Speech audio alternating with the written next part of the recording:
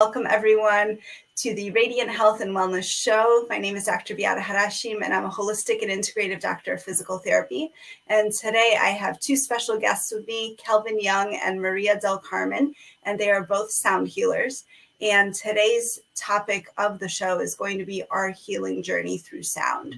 So both Kelvin and Maria are going to share their experiences, and we're going to dive deep into what sound healing is and how it can be beneficial for your healing journey as well. So I would love to have Kelvin and Maria go ahead and introduce themselves, and we'll go get going from there. Absolutely. Thank you so much, Dr. Beata, for having us and just really, having this opportunity to share a little bit of our experience, drift, and hope to all of you. It's an honor to be here today. Thank you so much for being here. Yes, and I share the same sentiments. I'm so grateful for you reaching out to us. This is, I'm sure going to be very memorable. And I'm up to the test. Yes. Awesome. So I would love for you guys to tell us a little bit about how you started, kind of how you got into sound healing, and I'll let you choose who can go first. Yes. So you can go first. Okay. Thank you, baby. Yes. It's been a journey for me, and I first learned about sound healing while I was incarcerated. And, for me, after many years of battling with depression, anxiety, and drug addiction, I found that freedom from alcohol, from marijuana, from cocaine, from heroin, and even prescription opiates like Oxycontin, Vicodins, and Percocets. And for me, I began that healing journey in a drug treatment program within prison.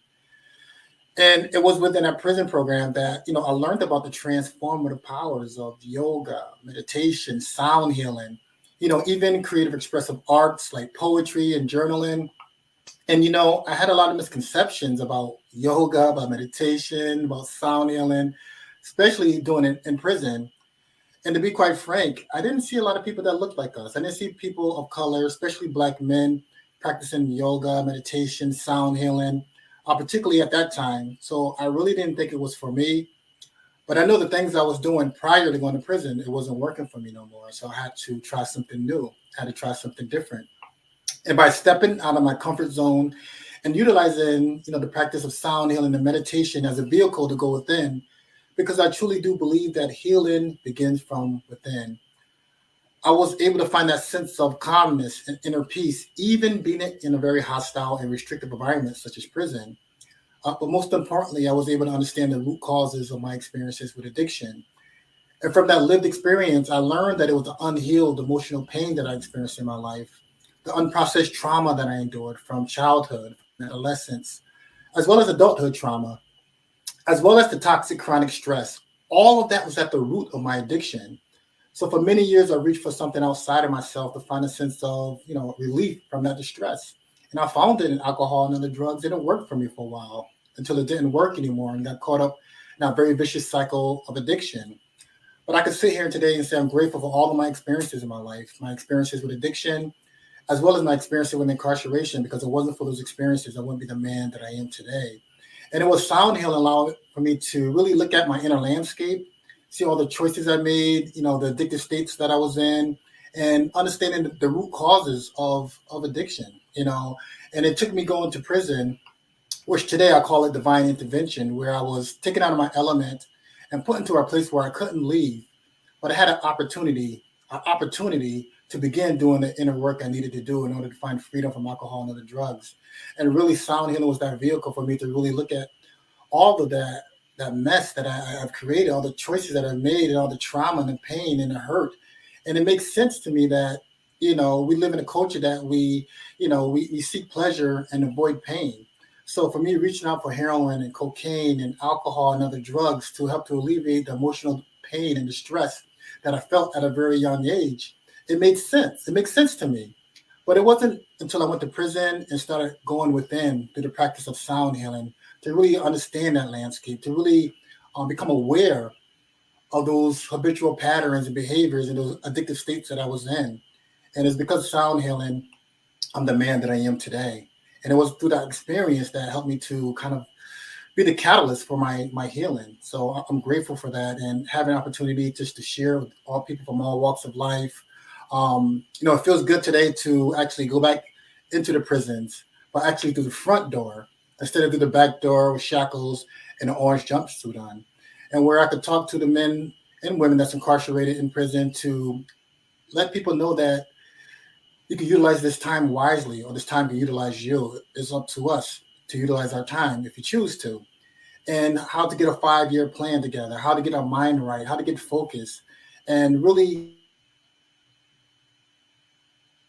finding mind body holistic practices. We can meditate, anywhere if we put our mind to it, and just allowing people to experience the sound, the vibrations, and tones and frequencies from the different healing instruments that I bring into the prisons, which I'm so grateful that they allowed me to bring all my instruments in, through the front door, and to get cleared to do that, and how the people that's incarcerated, how they loved the experience, how they felt so relaxed and rejuvenated at the same time, embodying the vibrations of the different tools that I utilize, and it feels so good to really bring that. And that lived experience gave me the passion to really share to people from all walks of life. And it's because of that experience that, I want to bring more of a holistic approach to the behavioral health system of care, because we focus on talk therapy, we focus on pharmaceutical interventions, and in the allopathic medical model,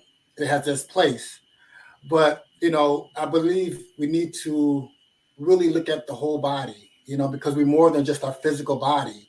There's a mental, there's emotional, there's a spiritual essence that makes up the totality of who we are.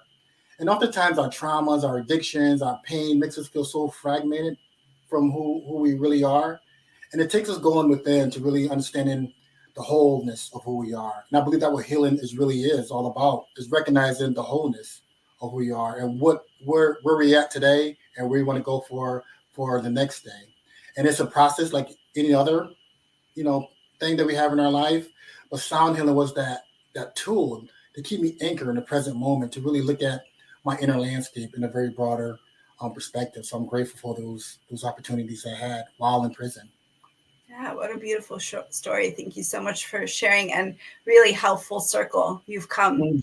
And I love that, because now from your experiences, you're able to relate to, like you mentioned, the men and women who are incarcerated, who may be in, those old shoes that you were in, and really, empathetically and compassionately know exactly what they're going through, and offer them this beautiful way of healing. And even for yourself, I'm hearing, in one way or another, maybe you weren't aware of it, or you were at the time, but you were open to looking within, because that's needed. We need to make that step in ourselves and make that decision that we are going to look within, and we're going to be aware of, some of these things that may be uncomfortable, like you were talking about, the traumas that when we were children, the wounds that we may have had, and that courage to go ahead and face them and work through them. So very beautiful. Absolutely. Yeah. You make a very important point, because, I've been in prison a few times, and I got out and did the same thing over again. But my last prison sentence, I was what we say in the 12-step community. I was sick and tired of being sick and tired. Mm-hmm. And that window of opportunity for me to begin doing the healing work was there. And, having that opportunity and that desire to make those changes in my life is, a very important point to our healing process. Yeah, absolutely. And now, how about you, Maria? How did you get into sound healing? I know it's been part of your background for quite some time. Yeah, so sound healing to me has really been my norm, actually, from childhood, although it never had a title. It was just part of the norm. And so, anytime I went back home, meaning Puerto Rico, we have what I often label as our sacred mountain, because for me, it is our sacred mountain. I go there to heal. I remember people go to the mountain to heal. They used to go to one of my aunts to heal. They would come ill and they would leave not ill. And so that process in and of itself, again, was my norm.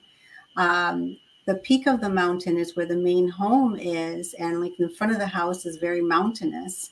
And in the ocean is just, right in the back. And so if you can imagine just nature in and of itself, depending on the day, the frequencies of the winds.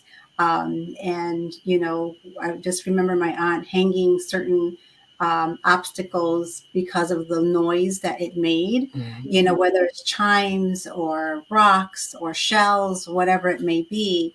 But she always did little things as such, or she would have a cup of water, and she would like play the rim of it. And so there were times for me it was so annoying. I didn't understand, what are you doing? Like, what was happening? I just didn't get it. So much of it I did take for granted when I was a child, but at the same time I was adhering to it, because then eventually I knew where to sit depending on my emotions, whether I was happy, sad, fear, or feeling, just very emotional. Um, there was a time period, after having my daughter, she had gotten scarlet fever. And when I was told she has scarlet fever, I'm thinking, what is scarlet fever? That sounds like something from, I don't know, the 1800s or something like that. So she was literally laying in a bed of ice, in the hospital, and it just couldn't bring the fever down. And so the only other option I knew was to bring her to the mountain. And so I discharged her and I brought her there, and she was healed. So all of it has been my norm from when I was a child. But every time I would come back to the quote unquote mainland and I would speak about it or talk about it, I quickly realized this wasn't a topic spoken here. And so I was like, okay, that's okay. I'll only talk about it when I'm home, when I'm there. So fast forward, a little bit into kind of today, even I would say almost 10 years ago now, I think I was visiting had visited a friend of mine who, I just remember speaking to her in the living room and looking over her. I just saw like this beautiful pedestal, and it was this bowl that she had. And I'm like, what is so special about that bowl? And so I was like, oh, it's a singing bowl. And I literally walked over to the bowl and kind of like put my ear to it. It's not singing. I love that. And so she starts to play it, and I was like, oh my gosh, like, I know that sound. I know what that means. Like, it resonated, like it really hit my core from that moment. And I needed to know more about it. I wanted to know, like, how do they bring that here? Like, how does this make the sound from home? Like, where does this come from? And so I too have a local talk show. And so I had brought her on to my show, and she's an integrative medicine therapist, and listening to her explaining what integrative medicine in detail is, and the singing bowl and the effects and the benefits and so forth. And I was like, yes, well, yes, that's correct. Yeah, you are correct. Yes, And so just me knowing it from a nature perspective, and then now doing the research from a scientific perspective and merging those together, I'm still catching up to the mainland words, terminologies, and so forth, because I have my own words, because it's how we practice, how we did it and still do. So there forward, had been very interested. And then I think a couple of years later after that was, a mutual friend of ours had invited me to a sound healing, as you and I know it today. And I typically say a curated sound healing session. And so when my first experience, I was like, I'm home. Like, this is home. Like, I'm home.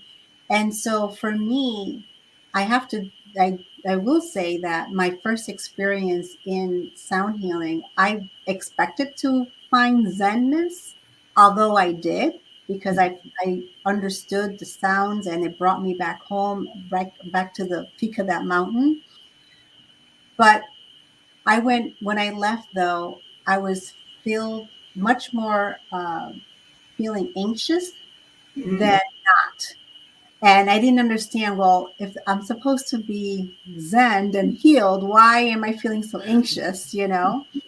So then, you know, that's when I started to understand, um, looking from within. Why am I feeling anxious? What about that session made me feel anxious? So my curiosity just kept me going, you know, and each time that I went, now I describe it as, for me, it was like when you go to the dentist and, you know, they decay, you go for decaying, right? So it started, that first session was like my first decaying of the whatever childhood traumas, you know, everything, every emotion, every memory that we packed away because we have to live, we have to raise kids, we, you know, there's the job and so forth. And so from that first one, it either loosened that decay or it peeled off, right? And so as it kept peeling off, then again, I was growing into myself, right? I knew I was getting to recognize the real me. And so I've always lived an authentic life, but now I feel that I live my genuine truth, you know, that there aren't any more of those masks.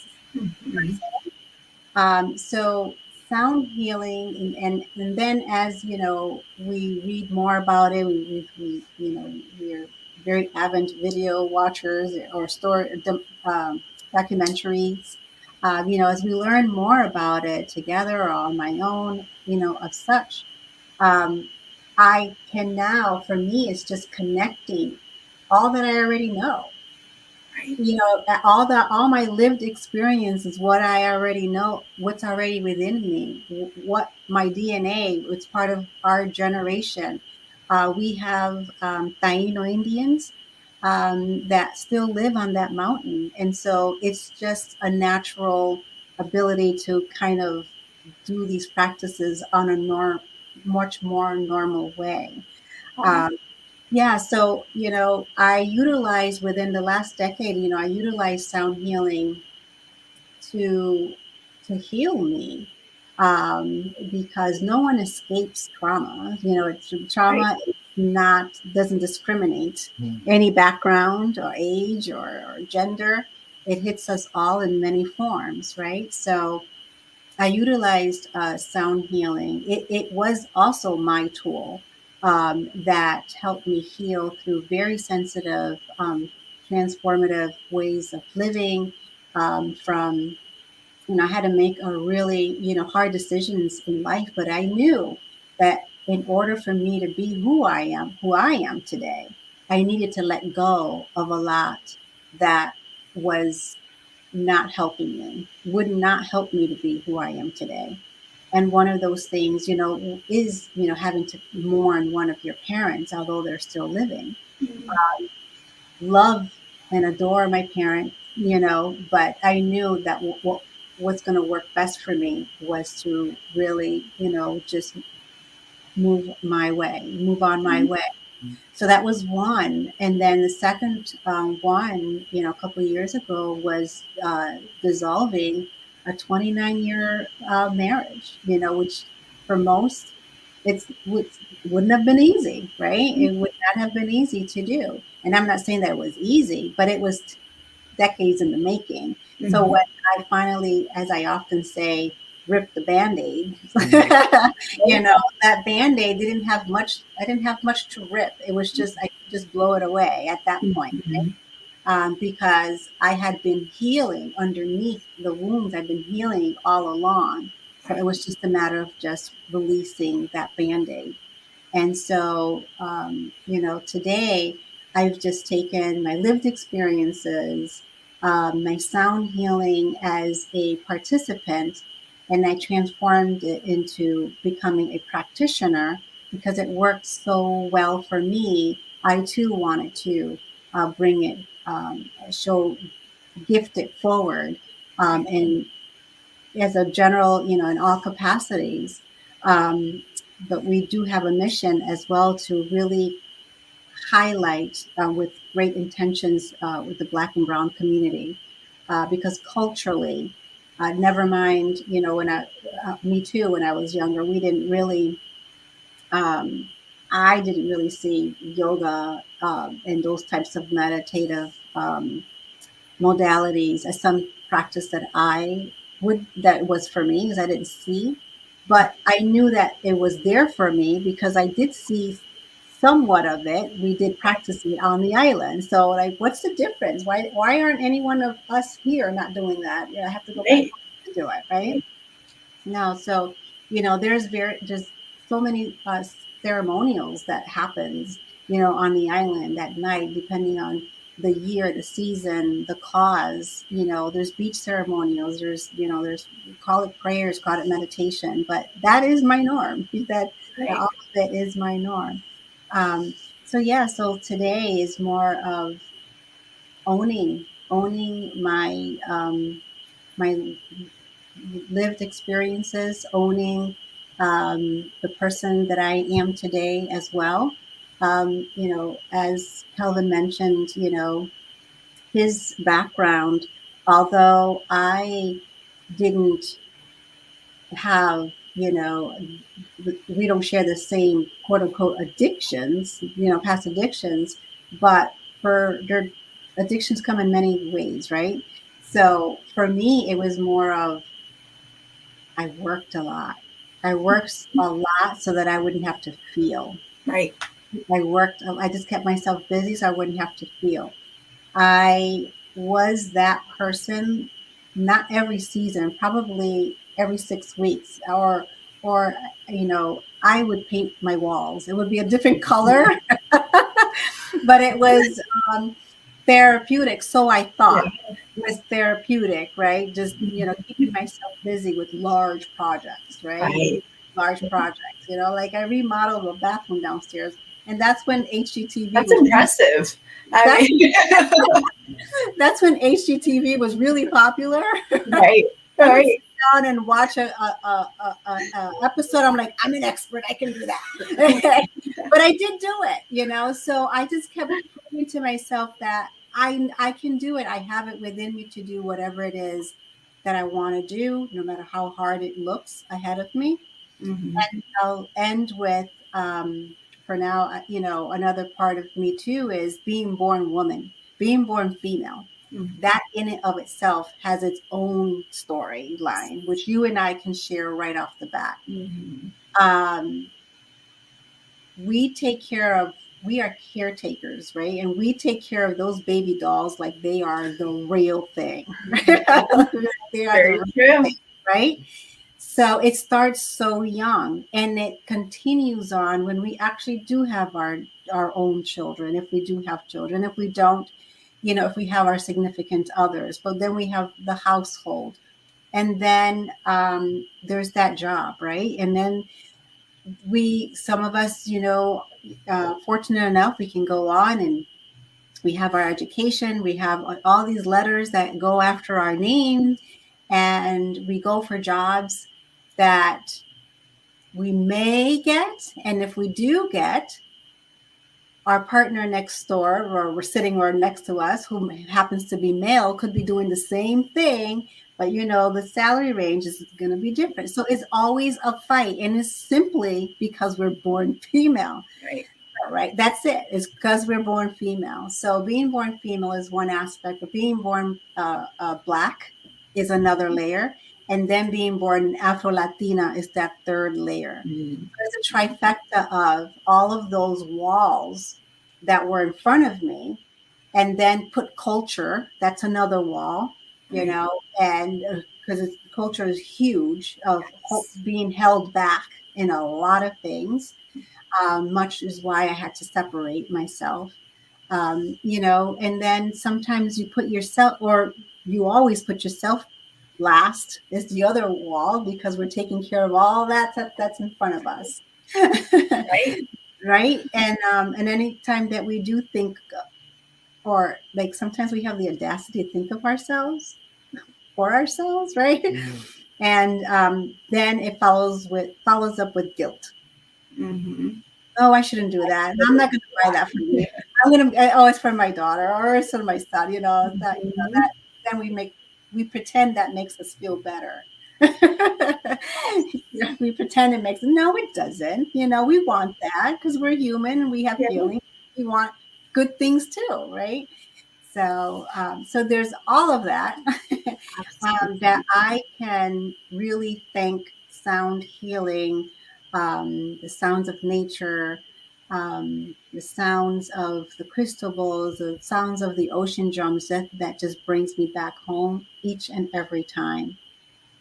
I love that so much, and thank you for sharing. And what's so beautiful about your story is how again, like you mentioned, on the island, there are your family members, people doing this innately. No one's gone through the science and been like, this is what you need to do, and it's, this is why, etc.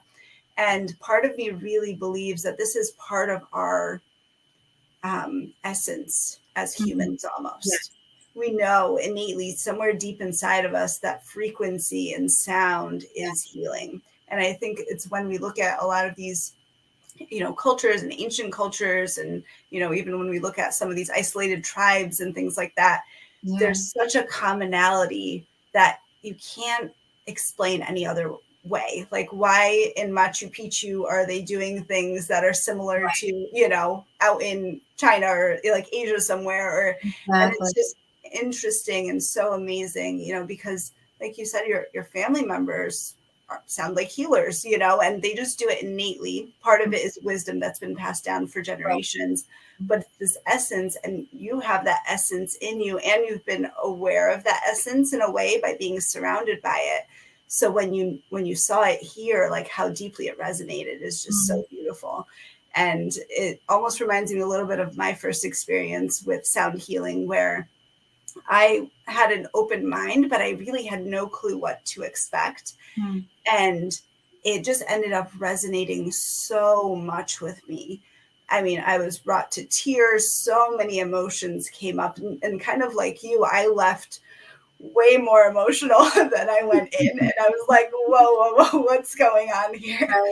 But it was just all these emotions that I was suppressing for years.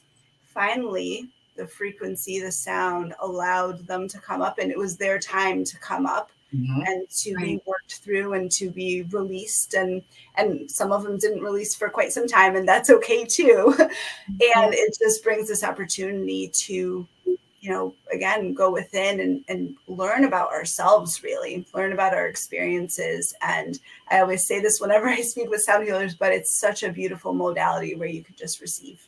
And it's like, whatever's ready to come up will come up. Whatever's ready to be let go will be let go.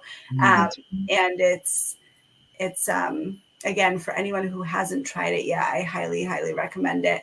And I know, Kelvin, you had a bowl with you. I was wondering if you could tell us a little bit about some of the instruments that you guys use and maybe do a little demonstration for us.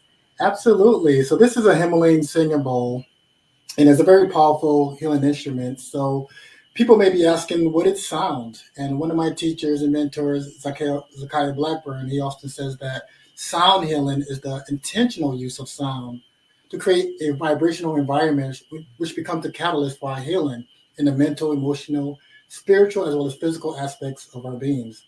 So this Himalayan singing bowls and other instruments are used, such as the crystal singing bowls. I use the gongs. I have the ocean drum, the buffalo drum, and the different other healing tools. It helps to activate and stimulate the parasympathetic nervous system, also known as the relaxation response, to help us to calm our minds, to relax our bodies, to feel those emotions like you was talking about, because it's so important for us to feel before we heal, as well as sound nourish our souls. And the meditative sounds produced from this Himalayan singing bowl or the different other healing tools that I utilize, it promotes healing from chronic stress, muscle tension, physical pain that we may feel in our bodies, feelings of anxiety, depression, post-traumatic stress, sleep issues, and different other stress-related chronic health conditions that we experience in our life. All those different types of emotional distresses that are reached for the alcohol and other drugs to help to alleviate. Even though those substances gave me a temporary sense of relief, but for many people like myself, it caused more negative consequences at the end. So therefore, having tools to help us to deal with stress, anxiety, and all these different other types of emotional distresses that we experience in our life, It's a great opportunity to use something that's healthy for us instead of harmful and really put those toxic chemicals in our body that can really be a detriment to our health and well-being. So I'd love to give a quick demonstration right now, Yes, if you please. will. So I ask all of you to get into a comfortable position, whatever that means for you. If you want to close your eyes, you're more than welcome to close your eyes or bring a soft gaze to the floor if you choose to. Or you could keep your eyes open, whatever feels most comfortable and safe for you. I invite you to do so at this moment. As we tune in with ourselves and to notice how we feel at this very moment, do we notice any sensations we feel within our bodies? Any thoughts might be coming up to our conscious awareness, or any emotion that might be arising within us. Let's take this time just to notice how we feel in a very loving, compassionate, and non judgmental way. As we take this opportunity to simply just be.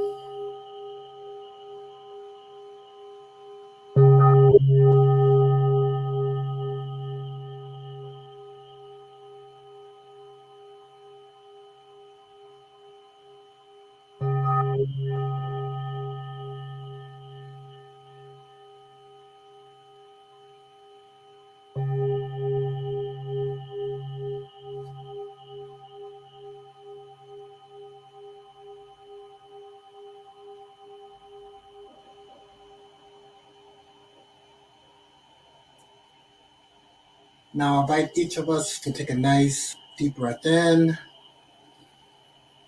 and a long breath out. Do this 2 more times. Take a nice deep breath in and a long breath out. One more time. Take a nice deep breath in and a long breath out. Releasing any stress, any worry, any anxiety, anything that no longer serves us. We ask for it to be released, and it is so.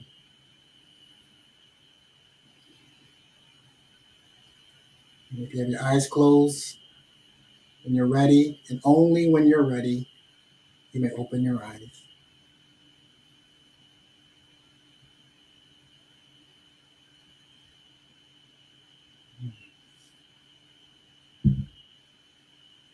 You know, I have a friend, Nikki Myers. She's the founder of Yoga and 12-Step Recovery. And she's the one that often says that our issues live in our tissues. And I find that to be so, so true. The trauma that we experience in our life, those emotions that we were talking about that we suppress or repress, it's in our bodies, it's in our muscles, it's in our tissues. Our cells have memory, and our body keeps score of all of our experiences we go through on this journey that we call life.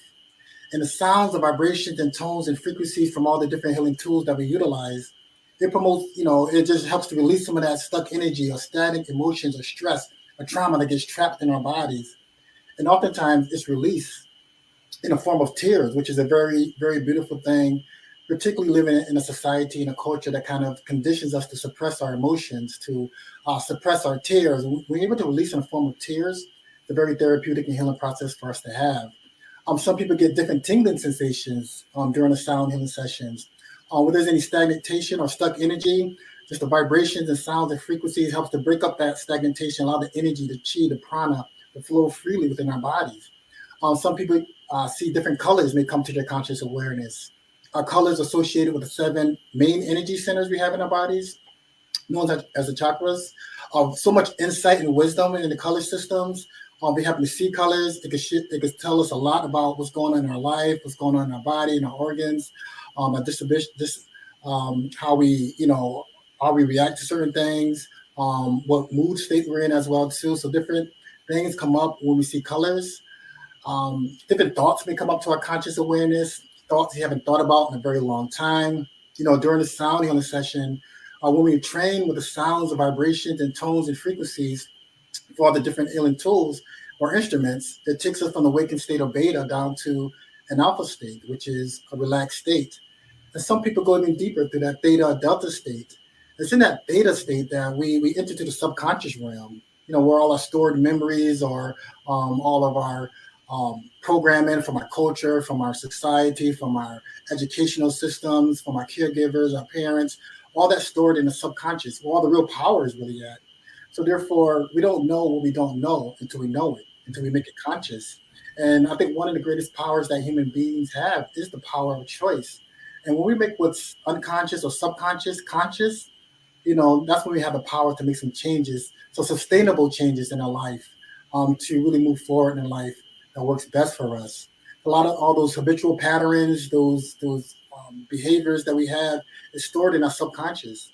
So therefore, sound healing help us to kind of like look at those subconscious or those habitual patterns and seeing what's working for us and what doesn't work.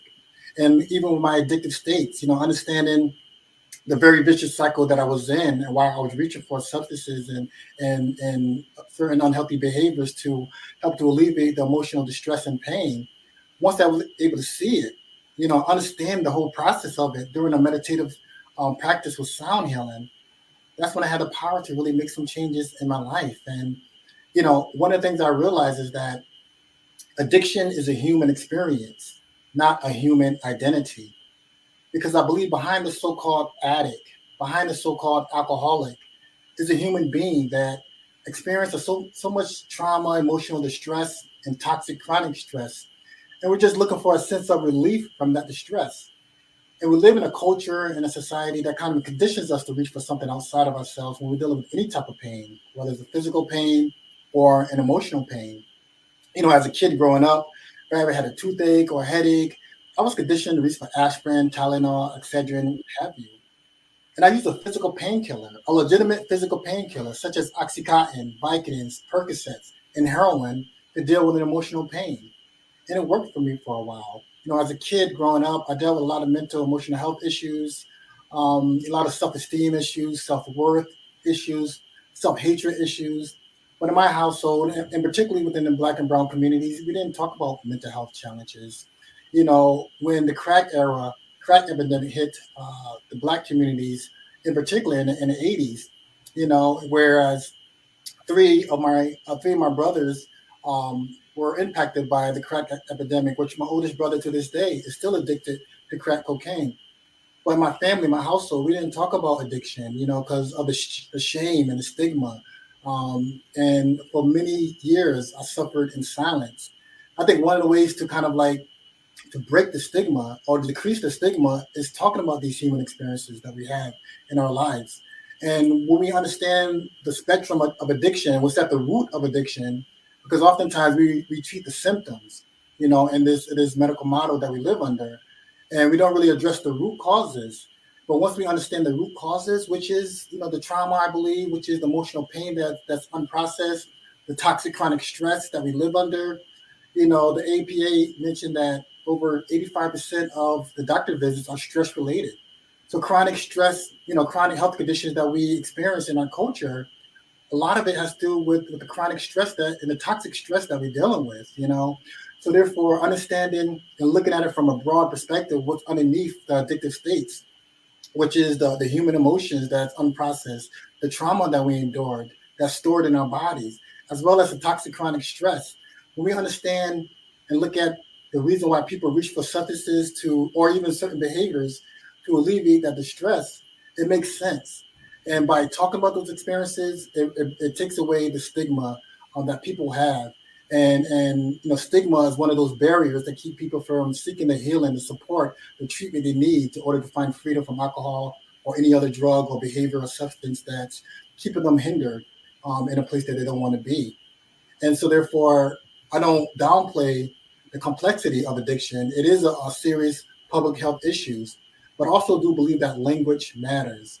So I don't no longer identify as an addict or alcoholic, and I'll call people that's having these experiences with addiction, addicts or alcoholics. If anything, I'll say a person that's experiencing addiction, or if I want to get clinical, I'll say a person that's dealing with a substance use disorder.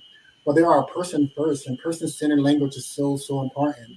And to really understanding that aspects and really bringing more of a holistic approach to addiction recovery and behavioral health in general, to understand the root causes of issues and understanding that these are human experiences that we have, and they are complex, and some are more complex than others, but these are human experiences that we have, and there are holistic supports that we can do. And there's so many ways that we can empower ourselves to take personal responsibilities for our health and well-being. Because oftentimes we give, our power away. The people with the white coats and initials behind their name and different degrees on their walls. One of the things I've learned within the peer support movement that I'm a part of is that the saying that goes that I don't care how much you know until I know how much you care. And the care stands for me, it stands for compassion, having attentive listening, having respect and empathy for the person that you're working with. And we could bring that care back into the behavioral health system of care. And by incorporating different alternative holistic practices, integrative medicine, functional medicine, holistic practices, it doesn't matter what they call it, the terminology that you call it. But my whole goal is to really implement these practices in a system of care, because science is catching up to what our ancestors, mystics, shamans knew for a very, very long time. And sound has been in every culture, for rites of passage, ceremonies, for healing. There's just recently, particularly in the Western world, that we use sound and music for entertainment purposes. But sound and music has been used for therapeutic healing for many, many, many years, and the science is catching up, which is great.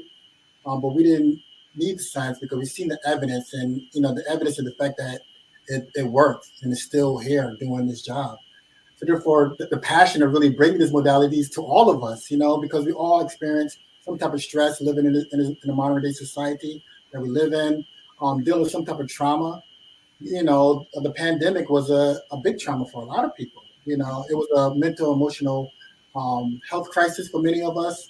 It also was an economic crisis for many of us as well, too.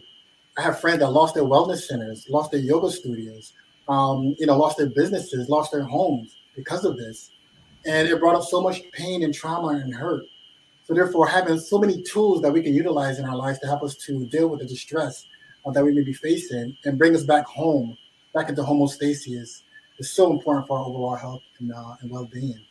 It's just an honor to be a part of this mission, be a part of this movement, of really bringing holistic healing to people from all walks of life.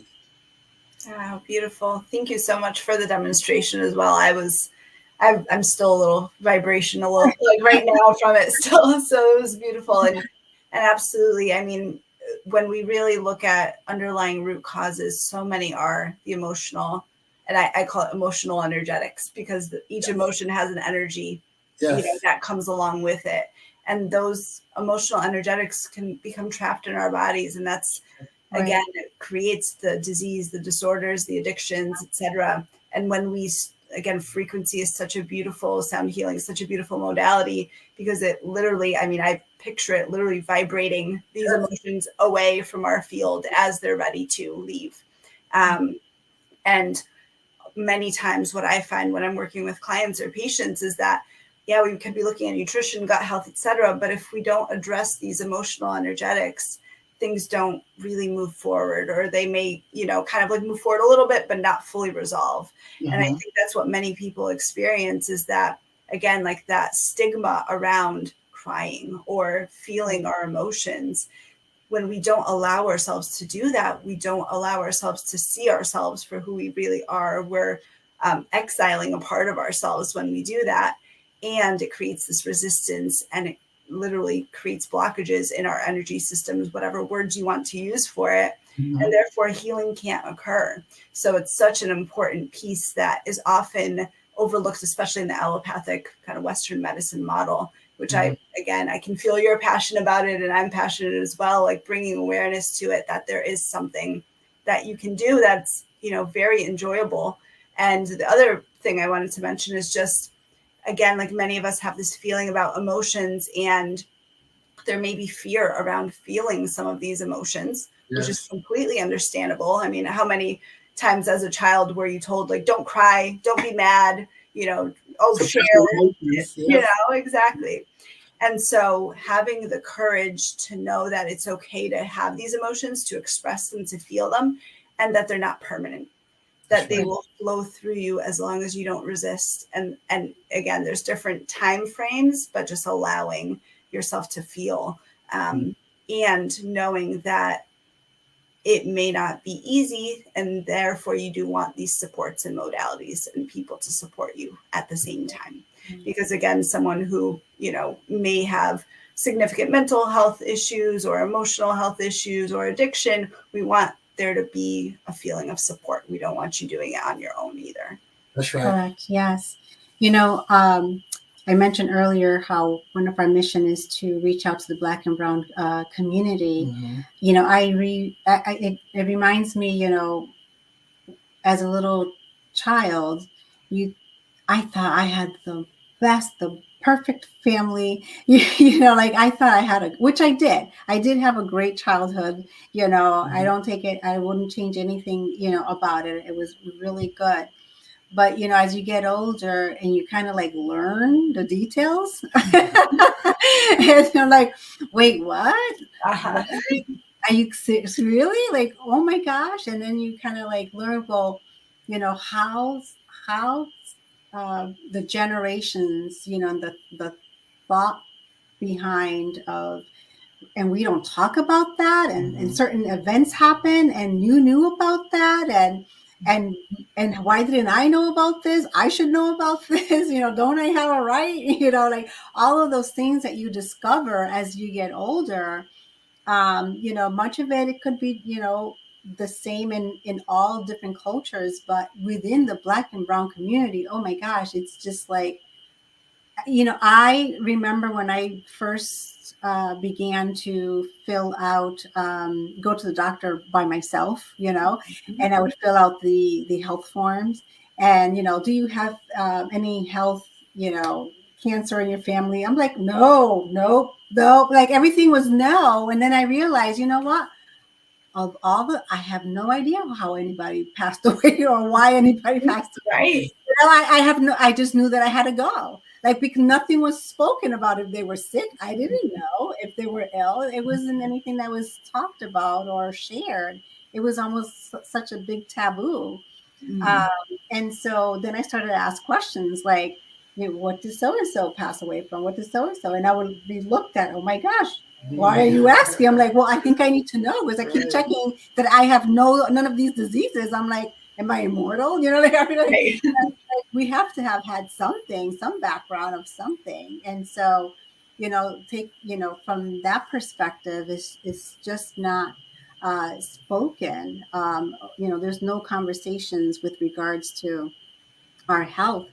And that is from a cultural perspective, right? But I also say that, or we all know that it's really was built this way, right? Systematically, it was built this way that certain populations, they knew about all of these alternative modalities that would help them for their blood pressure, for their anxiety, for their mental challenges, whatever it was, that were utilized. And so those populations, they were sent off in some beautiful retreat, because they can afford it, and so forth. And then for other populations like the Black and Brown community, it was the pill.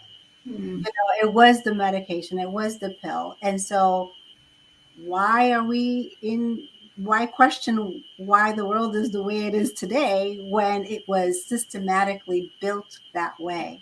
So one of our missions is to go in and reintroduce these modalities to the Black and Brown population. And I say reintroduce because, again, once you really do research, there's no challenge or debate that many of these and or all began in ancient Kemet.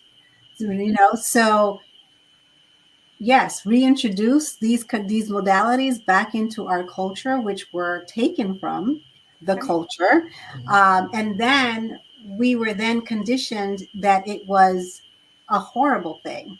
We've been conditioned that it was voodoo, that it was some sort of terrible religion, that it was just a thing that we didn't do and that we must stick to, whatever religion that you must practice.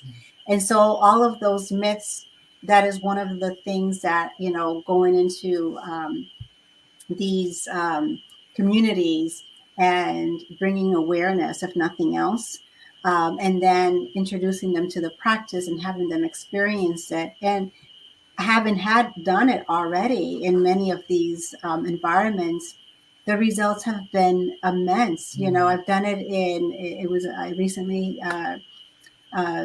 was part of a health fair that was led by Black healthcare workers, and it was held in a Black museum of all places. Um, and so, just seeing everyone sit back while I was playing the instruments, I was literally tearing inside because as I'm doing the practice, and I, sometimes would look up into the audience and I could see them all take it in so gracefully and so naturally. Like I just knew and know that this is my purpose, right? So I, and then afterwards, the words, their descriptions, this was wonderful. Like this brought me back home. And why does this resonate? Why does this sound familiar? I'm like, it's in your DNA. Yeah. It's in your DNA. It's in your DNA. We're just waking it back up. We're just waking it all back up, So the more that I'm in these communities, particular communities, which is really one of my largest missions, the more I put it out there, the more it feeds me internally as well, that I am doing the right thing. It is for everyone, but I know that I'm doing the right thing, particularly for the right individuals as well, who needs it as well. And so, I also wanted to kind of like mention, going back to my childhood and my healing journey, or how sound is part of my journey.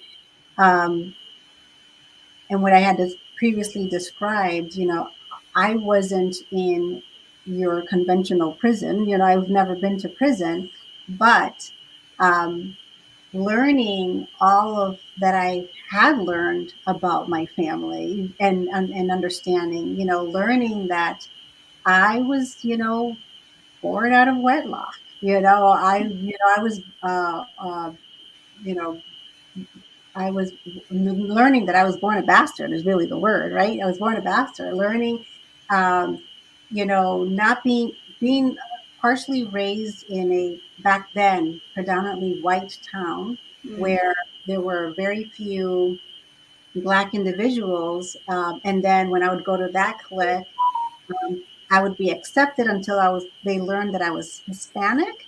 And then for some reason I wasn't Black enough.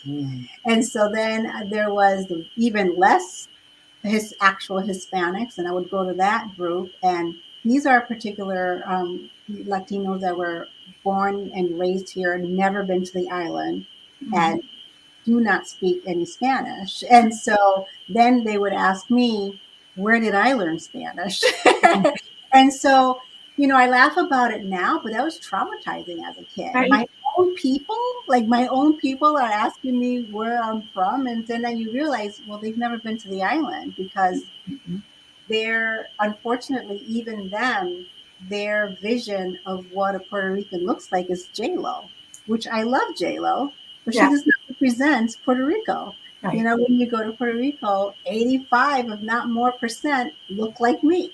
Yeah. And so, and it's really shocking for people to even learn that or know that, you know. But taking, you know, all of those, it eats at you little by little, you know, because then you're like, where do you fit? Like, where do you belong? Like, I don't. And I was raised an only child, so I was like, and with a single parent, so I was like, where do you go? And so, although I wasn't in your conventional prison, but I was in prison within myself.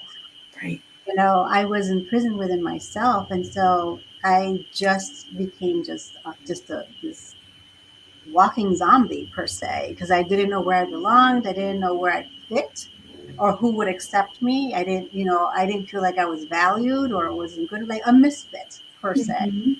Right. And so again, all of those memories and emotions and traumas was all that has peeled off my bones during the sound and the vibrations, you know, and the frequencies, which I'm able to now, you know, it's here in my throat chakra. I'm able to now speak about it, Right. uh, you know, at this point in my life and share the story, because when we think it's just us, it's not. When we share our story, you understand that there are so many that share the same story, just as you. So there's more of you out there than not. And so I think it's very important to share the story, you know, as deep or high level as possible, but let people know that they are not alone. Right. That's such an important message because, again, I'm of a different culture and parts of your story still resonate with me and my experiences, and I'm sure with so many people. And also, I think it's important to bring this up because, like you mentioned, like some people think, like, no, I had a perfect childhood, and not acknowledging that some of these things may have been traumatic. They might not have been, you know, a crazy car accident. It may not have been like significant abuse. And each of us experiences things so differently.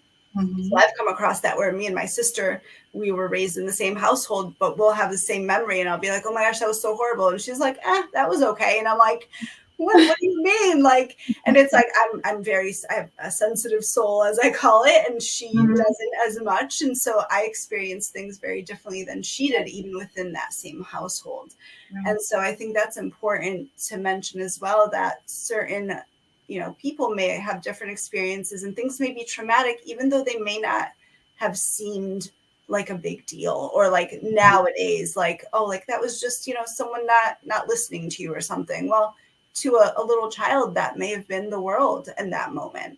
And Right. so these little traumas and little wounds that we gain through our lifetimes, you know, they do add up. And that's where, again, it shapes who we are. And it's, you know, we have to be, I believe we have to be grateful for all those experiences. We do. And we can take it as an opportunity to say, hey, maybe it's ready to let this go and to heal from this.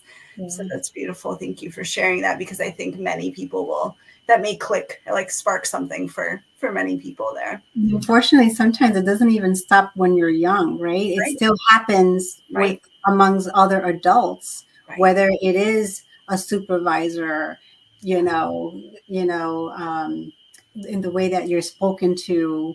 Um, Again, I'm going to go back to because you're female, or they think less of you, or you're not, that was, oh, I wouldn't think that you would do that. I'm like, well, yeah, I can do that, whether it's professionally or not, and so you just still have to like prove yourself. And sometimes as women, we do hold back and don't show all of us up front, because we hold on to that card for when it's needed to prove, oh no, I knew and I had it all in me the whole time. Right. But you want to give grace to not, I want you to discover it, and know about it naturally, organically, whether it is that boss. I had to leave a job because of a supervisor condescending. The first time I've ever experienced anyone, speaking to me in a condescending way, or patronizing, whatever, the term may be. And like, oh my goodness, no. But my skin is thicker now. I'm not that 13-year-old kid anymore, right? And so I knew I had choices, right, what to do, and I made the right choice, which it's no longer there. So yeah, absolutely. And it's, again, there's some even adults, and women who are still in that cycle, and they don't realize they have they the don't power. realize that. They don't realize they have the power. Exactly right. That they're already whole. They're already, they're already whom they need to be. They're already it. You just need to find you from within, recognize that. I love what Dr. Gabor Mate, he speaks on trauma. He says trauma is not necessarily what happened to you. Trauma is what happened inside of you because of the traumatic event. Because the impact of the traumatic event, it could change the way we see ourselves, the world, and the people in it, and that's the trauma aspects of it. And part of healing that trauma is really looking at it for what it is. And that's where, let's bring it back to sound and how sound can really be that vehicle for us to go within to look at those things. And sometimes it can be very uncomfortable to look at. But like I mentioned before, it's so important for us to feel before we heal. And we're having that opportunity to use sound, to utilize sound in that very therapeutic way. Yeah, no, that's beautiful. And again, I love Dr. Gabor Mate. I actually have his newest book. I'm still waiting on finishing one other book so I can start reading that one. But absolutely, I mean, and again, those traumas, many of us think we don't have them, and there are little wounds that we may be carrying around that we more than likely are carrying around without realizing it. Yeah. And But again, sounds beautiful. It's that sound and these tools that help strengthen those muscles from within. So if quote unquote triggers come up or show up, or new events or new individuals that we're tested by sound, what we're practicing, our practice and modalities, or whatever modality works for the individual, as long as we're in some sort of the practice on a consistent basis, then we have that shield that we need so that things could bounce back off of us, and we would know how to really deal with it in a constructive way, I should say. Right. Absolutely. And I know I've been lucky enough to experience one of your sound healings, but I wanted to know if you had any events. I know you have your bi-weekly sound healings. If you could share a little bit about those and how people can find you and experience a session with you guys as well. Absolutely. We have, the weekly sound healing and cacao sessions at the Bridge Healing Arts Center, 304 Main Street in Farmington, Connecticut, every other Thursday. So our next one will be on June 1st from 6 to 7:30-ish, 8 o'clock-ish, depending how spirit leads us. And you can go to our website, soulcareloveLLC.com. And you can purchase a ticket through Eventbrite there. And we also offer individual private one-on-one sessions as well too. You get a session with myself, you get a session with Maria, or you get a session with both of us as well too. I'm drinking some delicious cacao, and you also can purchase a bag of cacao, 8-ounce bag of cacao, which has a lot of the yummy ingredients that our body needs. We didn't get a chance to really talk about how nutrition and gut health in particular is vitally important for our overall health and well-being. But this has not only the cacao butter, but we also had monk fruit. We had the reishi, ashwagandha, which is great for stress relief. We have the cinnamon, the cardamom, the cayenne, and the Himalayan salt. And we usually make it with some type of non-dairy milk as well too. We like to use oat milk, but that's something that you can purchase as well too. You're more than welcome to go to my personal website, kelvinbyoung.com, where you can purchase the 8-ounce bag as well too. For me, it's a great alternative to coffee. I used to drink a lot of coffee, and the way I drink coffee, I used to get, jittery, almost like I was doing cocaine again, And back in my early recovery, the reason why I connected with Aruna Chocolate and we made my own personal blend is that I wanted to have a healthier alternative to the coffee that I seen within the 12-step rooms. We drank a lot of coffee within the meetings. filling it with a whole bunch of sugar, which is Right. very addictive as well too. Where we wanted to, co-create something that's alternative, but also giving our body the nutrients. Cacao is rich in antioxidants and magnesium and all the nutrients our body needs to thrive in our life as well too. And Maria and I, we like to combine these two powerful plant medicine of cacao with the vibrations and sounds and tones and frequencies from the different healing instruments that we utilize. But not only that, also building that connection within our community, because we believe in the power of connection. And we believe that connection is the cure for feelings of loneliness, isolation, depression, and different other types of emotional stresses that we experience in our life. Because we have a couple of epidemics going on in our culture. We have the overdose epidemic, we have the drug addiction and opioid epidemic.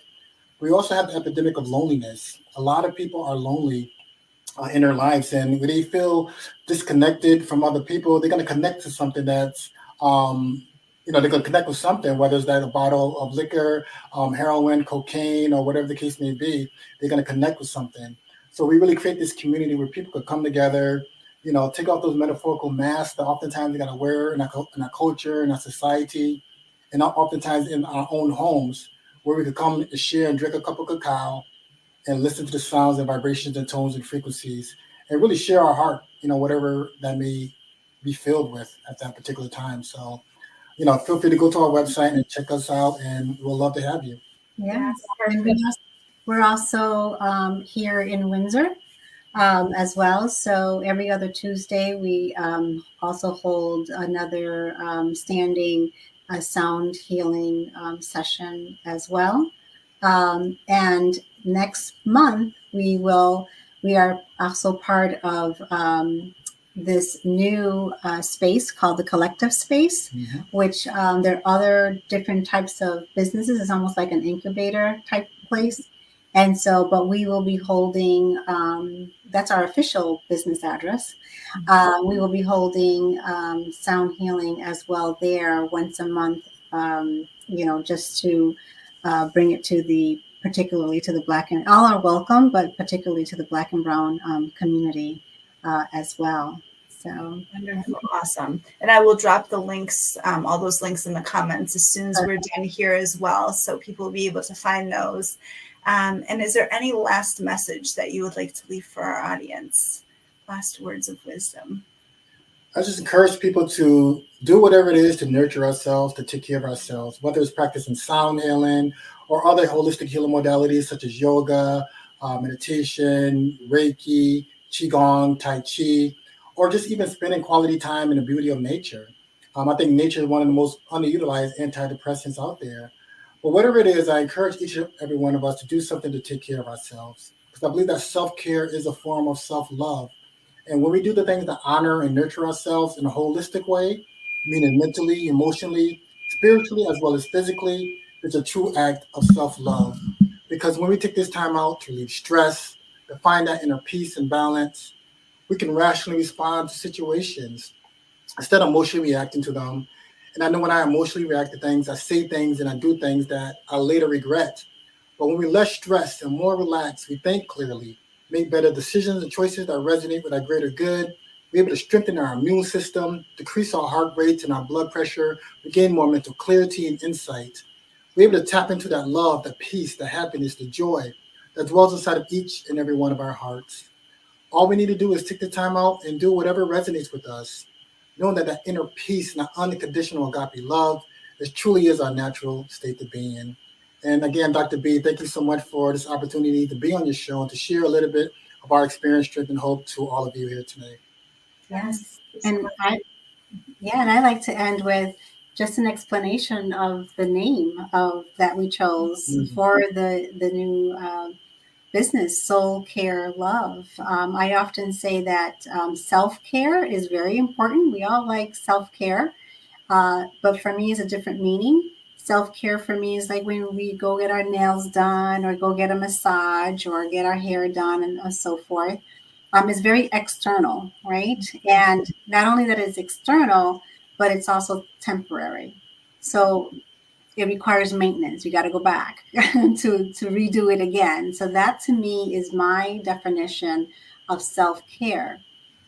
What needs to be done and what should also be done is soul care, right? We need to take care of our soul. We need to get in touch from within to process those unprocessed traumas. That's a much more permanent state. And there's no need to go back.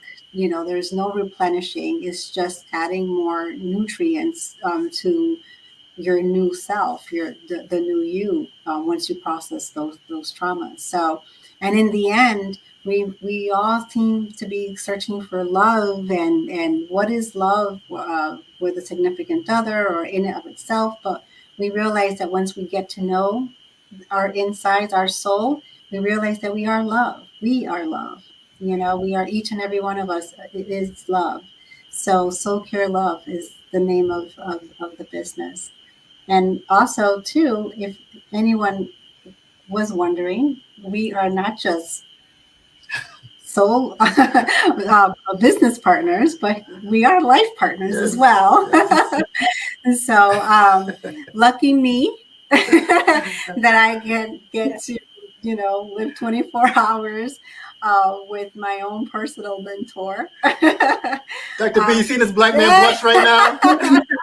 Own personal mentor, who I get to bounce ideas from and learn from, and learn from each other, and just bring our craft up to a good enough. I want it as perfect enough to share with the world. So I thank you for that. Wow. You guys are an inspiration as a couple. I love it. So much for coming on and sharing your stories and your experiences, and giving this hope and empowerment for others as well, no matter where they are on their journey. And again, I encourage you guys to go ahead and click on the links, find out more about Kelvin and Maria, their offerings, and contact them and follow them on social media as well. And they'll be around for questions for a few days. So if you have any questions, go ahead and put them into the chat. And yeah, if there's anything else, feel free to reach out to them. And again, thank you guys so much for coming on. It was an honor to have you as guests. And I can't wait to attend another one of your sessions soon. Yes, please do. Yes, no, I'm looking forward to it. And as always, I wish all of you and your loved ones all the best. And we will see you on the next episode.